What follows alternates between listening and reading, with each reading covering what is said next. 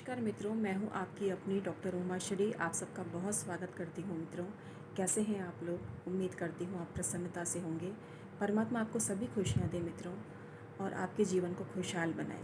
मित्रों, आप अपनी कुंडली का परामर्श भी मुझसे ले सकते हो। वैसे हम लोग रेकी हीलिंग भी करते हैं मित्रों, लेकिन वो आपको अगर उचित लगे तभी आप करवाएं, अन्यथा नहीं, क्योंकि उसमें आपका विश्वास होना बहुत ज़रूरी है। कुंडली परामर्श आप लीजिए, आपको ऐसी ऐसी जानकारी दी जाएगी कि आपका जीवन खुशहाल बन सकता है। आज मैं आपको बताने जा रही हूँ तीज के बारे में। मित्रों, तीज जो है ना, माँ गौरा ही है, माँ पार्वती ही है। और आपको पता ही है कि माँ पार्वती सुहाग देने वाली माता हैं। तो आपको तीज के दिन एक ऐसा टोटका बता रही हूँ, अगर आपने उसको कर लिया तो पति हमेशा आपको इज्जत देंगे, सम्मान देंगे, और आपका जो दाम्पत्य जीवन है ना, उसकी परेशानियाँ भी दूर होंगी अगर मौजूद है तो। और ये जो तीज के बारे में बताती हूँ आपको, हरियाली तीज जो है इस बार पड़ रही है 23 तारीख को, 23 जुलाई 2020 को है। और इसे छोटी तीज भी कहा जाता है और जयपुर में बहुत ही धूमधाम से ये मनाई जाती है। लेकिन इस बार आपको पता है स्थिति कैसी है, तो इस बार मुझे संशय है, और वैसे आज की ज़रूरत भी है क्योंकि सोशल डिस्टेंसिंग रखनी ज़रूरी है। तो इसलिए हम सवारी को तो मिस करेंगे, लेकिन शगुन की तो शायद निकलेगी ही, लेकिन अभी मुझे इसकी सूचना कुछ मिली नहीं है मित्रों। तो मैं आपको यही कहूँगी कि माँ गौरा को याद करें, माँ गौरा में श्रद्धा रखें, विश्वास रखें, और उनसे जो मांगना है इस दिन आप मांगें। तीज माता सौभाग्य को देने वाली हैं, और तीज माता के नाम का स्मरण करें और माँ पार्वती के ही स्वरूप का मन मस्तिष्क में चिंतन करें, तो आपके जो मनोरथ हैं पूर्ण होंगे और आपको जीवन में खुशहाली भी मिलेगी मित्रों। इसके अलावा जो तीज एक और आती है जो कि भाद्रपद मास में आती है, अगले महीने आएगी। और भादो मास की जो तीज होती है उसे सातुड़ी तीज कहा जाता है। उस दिन सत्तू बनाया जाता है, और बड़ी तीज भी कहा जाता है। और कजली तीज भी आती है और भाद्रपद मास में। कजली जो है बेसिकली एक राग है जो कि झूलते वक्त गाया जाता है। कजरी एक जैसे होता है ना, म्यूज़िक में लोग अलग अलग राग रागनियाँ होती हैं, तो उसी प्रकार से कजरी भी होती है और इसे गाया जाता है। ये एक संगीत की का प्रतिरूप होता है।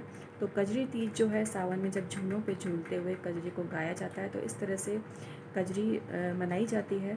तो इस तरह से अलग अलग तरह से तीज मनाई जाती है। जो सातुड़ी तीज है उसमें सातू बनाया जाता है, और ये जो हरियाली उसमें मतलब व्रत वगैरह भी किया जाता है, चंद्रमा को अर्घ्य दिया जाता है और उसके बाद ही महिलाएं भोजन करती हैं। और इस वाले जो तीज है इसमें ऐसा कुछ भी नहीं है, इसमें व्रत भी नहीं किया जाता है। कुछ जगहों पर करते होंगे, बाकी ज़्यादातर व्रत नहीं होता है। ये महिलाओं के लिए उल्लास का दिन होता है, उत्सव का दिन होता है। इस दिन लहरिया पहनकर, मोटड़ा पहनकर स्त्रियां सज संवर कर, मेहंदी लगाकर घेवर खाती हैं और पूरे परिवार को खिलाती हैं। इसके अलावा जो पीहर पक्ष है वहाँ से ससुराल पक्ष में लड़की के लिए परिधान और मिठाइयाँ, फ्रूट्स, घेवर इत्यादि भेजे जाते हैं। श्रृंगार का सामान भी भेजा जाता है। सास ससुर के लिए, देवर ननद और अन्य परिजनों के लिए भी भेजा जाता है सामान, वस्त्र वगैरह भेजे जाते हैं। तो इस तरह से इस त्यौहार को मनाया जाता है। और एक दिन पहले सिंजारा होता है, और सिंजारे में भी घेवर वगैरह खाए जाते हैं, मेहंदी लगाई जाती है। तो इस दिन का विशेष महत्व है। और इस दिन लहरिया कंपटीशन भी राजस्थान में होता है कि कौन सी महिला किस तरह से लहरिया पहनकर आती है। इसके साथ में लाख की चूड़ियाँ, लाख के झुमके, लाख के जो ज्वेलरी होती है उससे भी श्रृंगार वगैरह महिलाएं करती हैं, क्योंकि ये सुख सौभाग्य को बढ़ाने वाला है। इस दिन सावन के गीत भी गाए जाते हैं।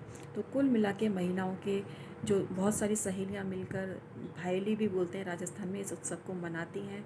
कुल मिला के ये सुख सौभाग्य का त्यौहार है। और अब मैं आपको बताती हूँ इस दिन का एक अद्भुत टोटका। आपको क्या करना है, थोड़ा सा सिंदूर रात को अपने तकिए के नीचे रख देना है, माता पार्वती, माता तीज का नाम लेके। और अगले दिन सुबह आप जब जगेंगे तो वो सिंदूर अपने पति से सबसे पहले जगते ही अपनी मांग में भरवा लें। तो ऐसा कहा जाता है कि ऐसा करने से सुख सौभाग्य अखंड रहता है। इसके अलावा मेहंदी का दान करना भी इस दिन बहुत ज़्यादा अच्छा माना जाता है। अगर आपका शुक्र खराब है तो किसी सुहागिन स्त्री को आप श्रृंगार का सामान और साड़ी इत्यादि देते हैं, तो शुक्र संबंधी दोष भी दूर होते हैं। अब कल है गुरुवार, और इस दिन यदि पीली साड़ी का दान किसी ब्राह्मणी को आप देते हैं तो आपका दाम्पत्य जीवन में खुशहाली बनी रहती है। तो मैं उम्मीद करती हूँ मित्रों आपको ये जानकारी काफ़ी पसंद आई होगी। वीडियो पसंद आए तो लाइक ज़रूर कीजिएगा और चैनल को भी सब्सक्राइब कीजिएगा मित्रों।